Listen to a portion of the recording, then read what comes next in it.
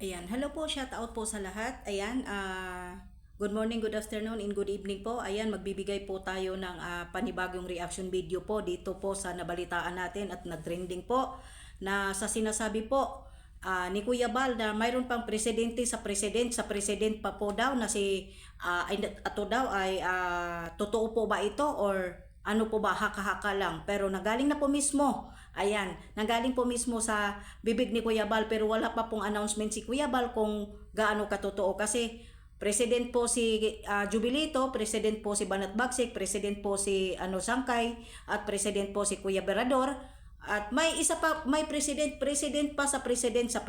Okay? Yan, isang mapagpalang araw po pala no sa ating ama ng Kalingap, Kuya Bal Santos Matubang, Ate Edna, Kalingap Rab, syempre po Miss Jack, suportahan po natin ang kanilang mga YouTube channel para po marami pa po silang mga matutulungan ng mga kababayan po natin na nangangailangan po ng tulong, no? At ito po ay 7 minutes lang po ito, no? At magbigay lang po ako kung ano po ang saloobin at opinion ko po bilang isang reactor po ng Kalingap, no, sa Karipa.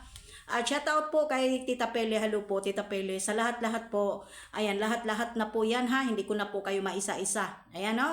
At dito, at nabalitaan ko po, ay ito po daw ay may presidente at president. Ano po ba talaga? Ito ay Kuya Brock shout out. Hindi po, just my opinion po. No? Ayan. Dito po kung ikaw pa po ang mamamahala sa lahat po ng mga Kalingap reactor or president ka ng president tulad ng sinasabi po ni Kuya Bal ay wala pa naman pong katotohanan or wala pa man po nag-a-announce si Kuya Bal. Ito lang po ang masasabi ko, just my opinion. Respect po sa opinion ko. Kapag ikaw ang namahala sa mga reaktor ng Kalingap, madugo at magulo at mala impyerno dito sa loob ng Kalingap. Bakit? Si Kuya Brooks po, palaban.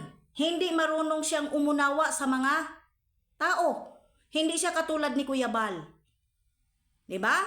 Yan po. Dahil si Kuya Brooks po, grabe po kapag manira ng mga reaktor.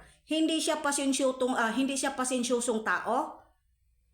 Alam niyo kung bakit ko magiging magulo at magiging imperno ang community ng Kalingap kasi hindi siya marunong magdala ng mga tao. Tingnan niyo naman po dito, sa Danjoy. Hindi siya totoo at hindi siya nagsasabi ng katotohanan. Hindi ba? Baka nga kako po hindi na matigil-tigil yung kaguluhan sa loob ng community. Baka nga kako hindi na makinig dito sa founder ng Kalingap na si Kuya Bal Santos Matubang.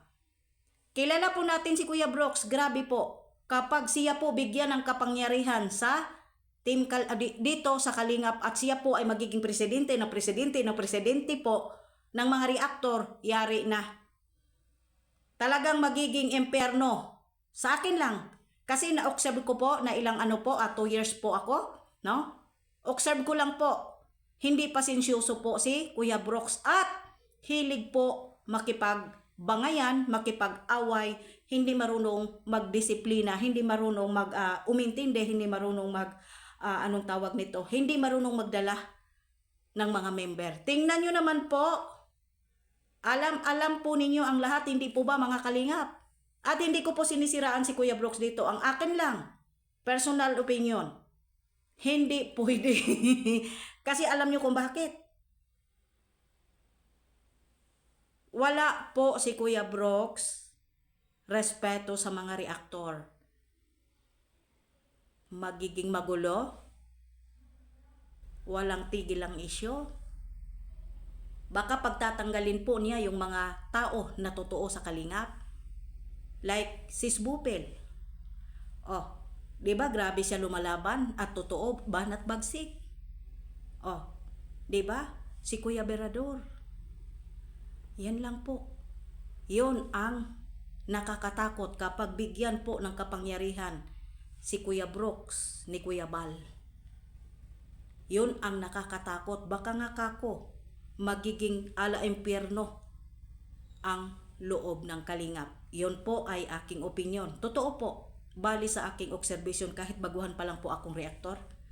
Dahil sa nakikita ko po kay Kuya Brooks, Grabe po siya. Ang bunganga niya, parang bomba na parang Israel at Iran. Hindi siya marunong umunawa. Tira ng tira na hindi mo alam. At wala siyang pakialam kung sino yung masaktan na mga supporter at yung mga solid na mga kalingap. At wala siyang humbas na magsalita. Diba? Hindi siya katulad ni Kuya Bal. Si Kuya Bal po marunong magdala ng isang community. Nararapat lang yung community niya hanggang ngayon. Lumalaki ng lumalaki. Pero kung bigyan po si Kuya Brooks ng isang nako, delikado tayo dito. 'Di ba? Delikado tayo dito. Dahil wala tayong nakikitang reaksyon ni Kuya Brooks na hindi puro pangangaway, panginginsulto. Wala kang makikita na magandang opinion kay Kuya Brooks, puro pangangaway.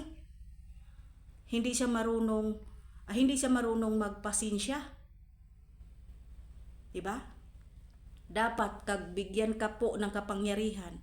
Kahit anong kaguluhan ng ibabato sa iyo, marunong kang umunawa at marunong kang magdala. Hindi ikaw mismo ang magdala sa kaguluhan. Tama po ba ako? Hindi. Yan po masasabi ko. No? Just my opinion. I can respect po, no? Yan. Bago po tayo magtapos, isang mapagpalang araw po. At kung bago pa lang po kayo sa aking YouTube channel, please po like and share po.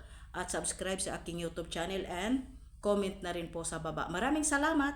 Just my opinion kay Kuya Brooks. Magulo. At magiging imperno sa loob ng kalinga. Promise. Bye.